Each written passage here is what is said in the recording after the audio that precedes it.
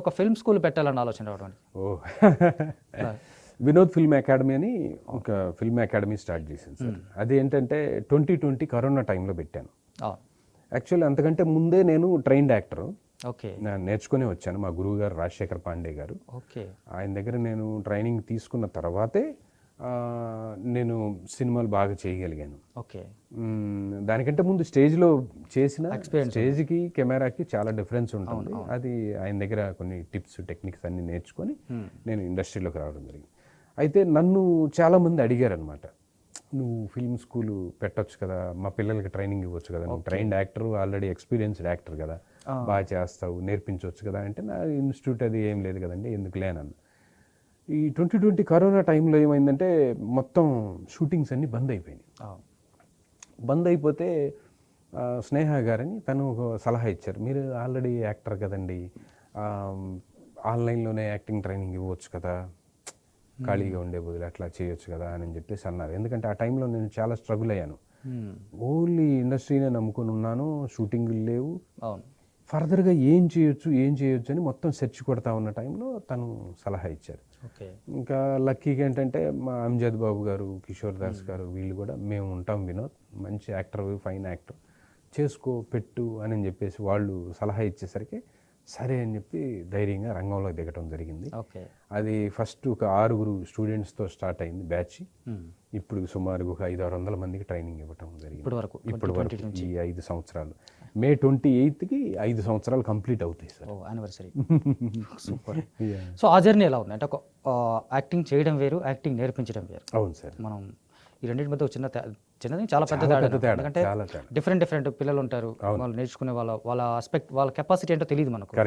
తెలుసుకొని ఆ వైపు వాళ్ళని చెప్పడం ఒకటి. అవును, వాళ్ళు కూడా చాలా ఆస్పిరేషన్స్ ఉంటాయి. మన దగ్గరికి వచ్చిన తర్వాత, మనం నమ్ముకొని వచ్చిన తర్వాత, ఇక్కడ నుంచి వెళ్తే నాకు ఒక కెరీర్ ఉంటుంది అని నమ్మకంతోనే వస్తారు వాళ్ళు. అవును సార్. సో అలాంటి వాళ్ళని హ్యాండిల్ చేస్తున్నప్పుడు ఎట్లా ఉంటుంది సార్? మా దగ్గర 6 సంవత్సరాల పిల్లల దగ్గర నుంచి 66 సంవత్సరాల ముసలోళ్ళ దాకా ఉంటారు. ఓకే, నేర్చుకునేవాళ్ళు. వీళ్ళు ఒకటే క్లాస్లో కూర్చొని ఉంటారు. ఓకే. వీళ్ళందరినీ హ్యాండిల్ చేయటం ఒక పెద్ద కత్తి మీద సాములాగే ఉంటుంది మాకు. చిన్నపిల్లలకేమో ఒక రకంగా చెప్పాలి, పెద్దవాళ్ళకు ఒక రకంగా చెప్పాలి, వీళ్ళిద్దరు కాంబినేషన్లో ఇంకో రకంగా చేయాలి. ఇట్లాంటివన్నీ సవాళ్ళు ఉంటాయి సార్. బై గాడ్స్ గ్రేస్ ఏంటంటే నాకు కిషోర్ దాస్ గారు అన్నయ్య వెనక ఉండటం, ఆయన మొదటి నుంచి మీతో, మొదటి నుంచి నాకు 18 సంవత్సరాల నుంచి మేము అలా ఒక్కసారి కలిసాం. ఇంకా అది మా లాస్ట్ దాకా అది ఉంటుంది అంతే. ఇంకా అంటే బెదర్ ఫ్రమ్ అనదర్ మదర్ అంటాం కదా, అలాగా. ఆయన సపోర్ట్ మీకు మొదటి నుంచి? నాకు ఆయన సపోర్ట్ మొదటి నుంచి ఉంటుంది. నేను ఎట్టి పరిస్థితుల్లో ఆయనకి సపోర్ట్గానే ఉంటాను. అట్లా మా జర్నీ అలా సాగుతుంది. ఆయన కిషోర్ దాస్ గారు ప్రిన్సిపాల్ మీ స్కూల్కి, మన వినోద్ ఫిల్మ్ అకాడమీకి. కిషోర్ దాస్ గారు ప్రిన్సిపాల్, తర్వాత బబ్లు గారు హెచ్ఓడి, తర్వాత థియేటర్ ఆర్ట్స్కి ఉషశ్రీ మురళి గారు అని ఉన్నారు. రీసెంట్గా విజయ్ అని కూడా జాయిన్ అయ్యారు. ఇంతమంది నాకు ఉన్నారు బ్యాక్గ్రౌండ్, అంటే సపోర్ట్ క్లాసులు చెప్పడానికి. అంటే ప్రతి స్టూడెంట్కి మేము 5 క్లాసులు చెప్తాం సార్. ఓకే. అప్పుడు ఏమవుద్ది, 5 ఎక్స్పీరియన్స్ ప్రతి స్టూడెంట్కి వస్తుంది అని అంటే, స్టూడెంట్ బయటికి వెళ్ళిన తర్వాత ఏ డైరెక్టర్ దగ్గర చేయాలన్నా కానీ ఈజీగా మౌల్డ్ అవ్వగలుగుతాడు. నా పాయింట్ ఆఫ్ వ్యూలోని నేను చెప్పుకుంటూ వెళ్తున్నాను అనుకోండి, వేరే డైరెక్టర్ దగ్గరికి వెళ్ళగానే మళ్ళీ కొత్తగా అనిపిస్తుంది. అలా కాకుండా ఇలా మేము చెప్తా ఉండేసరికి అందరూ students very happy, very happy. ఇప్పుడు చాలా సినిమాల్లో చేస్తున్నారు, చిన్నపిల్లలు చేస్తున్నారు. వాళ్ళందరూ ఫేస్బుక్లో పెడతా ఉంటారు, మేము వినోద్ ఫిల్మ్ అకాడమీ స్టూడెంట్స్, మాకు ఇట్లా ఆపర్చునిటీ వచ్చింది. చాలా మంది ఫేస్బుక్లో పెడతా ఉంటారు. ఫీలింగ్ హ్యాపీ అప్పుడు. అంటే వాళ్ళు ఏ పర్పస్తో వచ్చారో ఆ పర్పస్ మన ద్వారా నెరవేరినందుకు హ్యాపీ కదా. డెఫినెట్లీ సార్, నెరవేరుతుంది. రీసెంట్గా కూడా కొన్ని అదే దీనికి సంబంధించి మాట్లాడదామా? అంటే మీరు ఒక కొత్త ఎక్స్పెరిమెంట్ చేయబోతున్నారు. ఇప్పటివరకు ఫిల్మ్ స్కూల్స్ సంబంధించి చాలా ఫిల్మ్ స్కూల్స్ ఉన్నాయి, గవర్నమెంట్ నడిపించే ఉన్నాయి, నేషనల్ గవర్నమెంట్ నడిపించేది ఉన్నాయి, అకాడమీస్ ఉన్నాయి, చెన్నైలో ఉన్నాయి, ఇక్కడ అక్కడ నుంచి ఉన్నాయి. ఇప్పటిదాకా ఎవరు చేయని ఒక ప్రయోగం, దాని ప్రయోగం అంటే కూడా ఒక డేరింగ్ స్టెప్ అనుకోవచ్చు, బోల్డ్ స్టెప్. సక్సెస్ అవుదా కదా పక్కన పెడితే, ఈ స్టెప్ తీసుకుంటున్న ఫస్ట్ అకాడమీగా మీరు నిలిచిపోయే అవకాశం ఉంటుంది.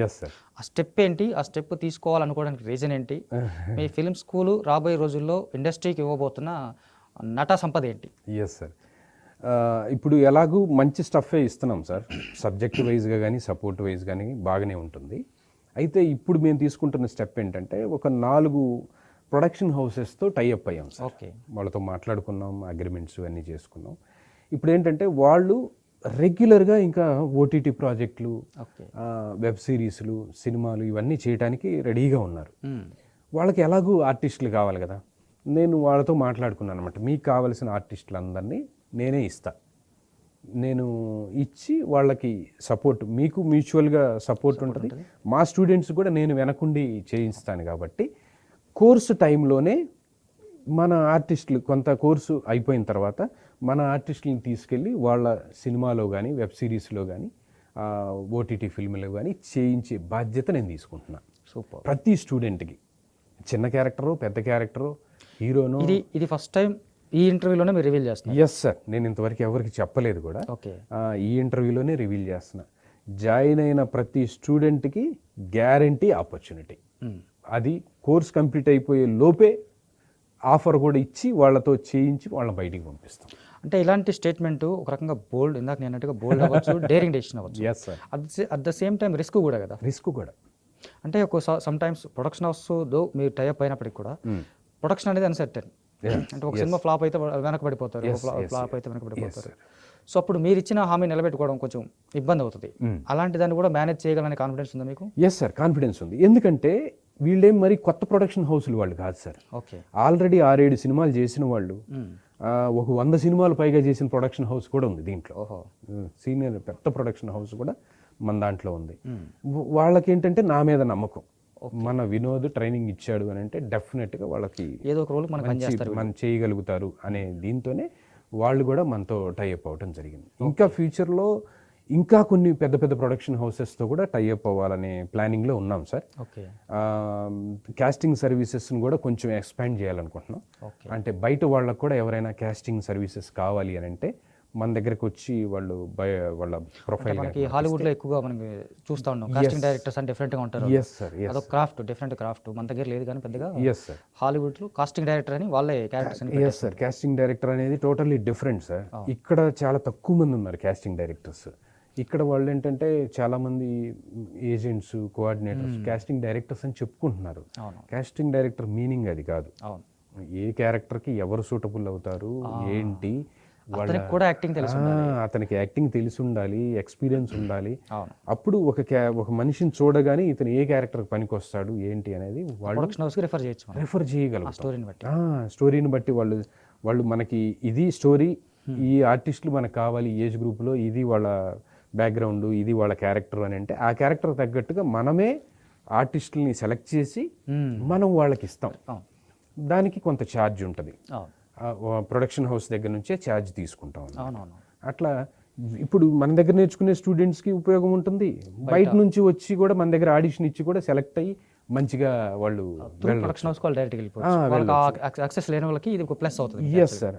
వాళ్ళకి కూడా ఏంటంటే ఎవరైనా కొంచెం ఆ స్కిల్ తక్కువ ఉంది అనుకుంటే, మనిషి బాగున్నాడు, క్యారెక్టర్కి సూట్ అవుతాడు, స్కిల్ కనుక మనం అందిస్తే వాడు సెట్ అవుతాడు అనుకుంటే మన దగ్గరే ట్రైనింగ్ కూడా ఉంది కాబట్టి మనమే ట్రైనింగ్ ఇచ్చి కూడా వాళ్ళని క్యారెక్టర్లో పెట్టించవచ్చు.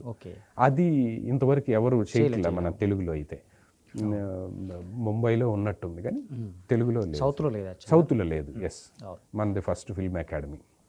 సో అంటే ఇప్పుడు ఫిల్మ్ అకాడమీ చూసుకుంటూ అటు యాక్టింగ్ వదలకుండా నాన్ స్టాప్గా వెళ్ళిపోతున్నారు, చేస్తున్నాం. ఎప్పుడైనా ఈ రెండు క్లమ్జీ అయిన సందర్భాలు ఉన్నాయా? అప్పుడప్పుడు అయినాయి సార్. అప్పుడప్పుడు స్టార్టింగ్లో ఏంటంటే నేను మాత్రమే ఉండేవాడిని ట్రైనింగ్ ఇవ్వడానికి.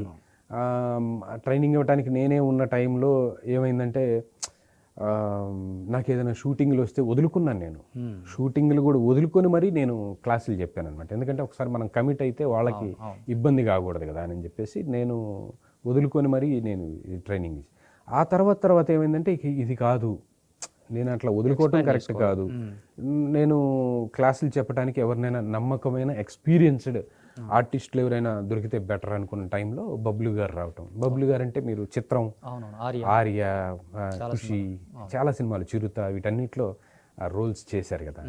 ఆయన నాకు దొరకటం చాలా ప్లస్ పాయింట్ అయింది నాకు. కిషోర్ దాస్ అన్నయ్య ఎలాగూ ఉండనే ఉన్నారు. ఇంకా ఉషశ్రీ మేడం గారని ఆవిడ కూడా థియేటర్ ఆర్టిస్ట్ చేశారు, ప్లస్ డైరెక్షన్ డిపార్ట్మెంట్లో కూడా వర్క్ చేశారు.